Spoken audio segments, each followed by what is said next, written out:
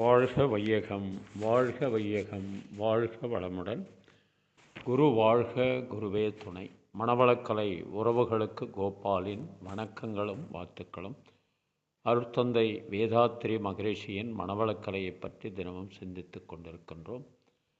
சுவாமிஜி அவர்கள் எழுதிய வாழ்க்கை மலர்கள் என்ற நூலிலிருந்து ஜனவரி மாதம் 12ஆம் தேதி மனித குல வாழ்வின் இனிமைக்கும் அமைதிக்கும் காயகல்பக்கலை என்ற தலைப்பில் சிந்திக்கவிருக்கிறோம். உடல் மற்றும் மன நலனுக்கு முக்கிய பொருளான விந்து நாதங்களின் பெருமையையும் கற்பு நெறியின் மேன்மையினையும் மனித குலம் உணர வேண்டும்.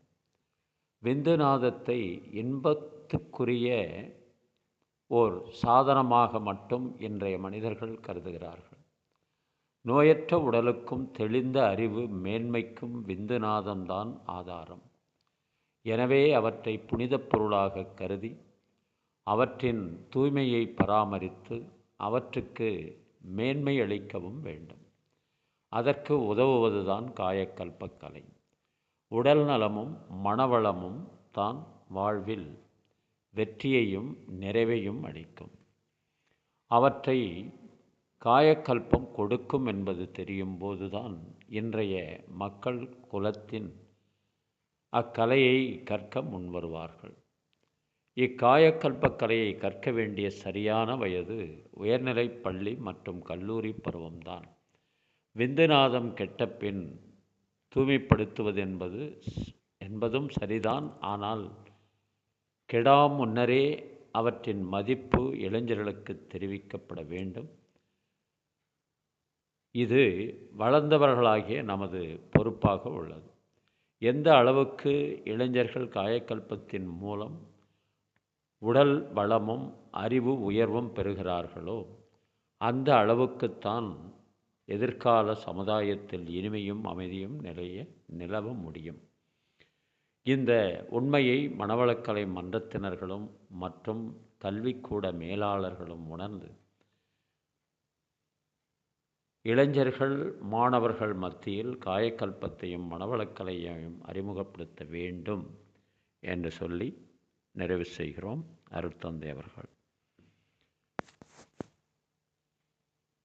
உயிரை கண்ணால் பார்க்க முடியாது, எந்த ஒரு பொருளாலும் அதை எடுத்து காட்ட முடியாது. அப்படிப்பட்ட உயிருக்கு ஒரு பயிற்சியை உருவாக்கினார் அருட்தந்தை வேதாத்ரி மகரிஷி. சித்தருடைய கலையான காயக்கல்பக் கலையை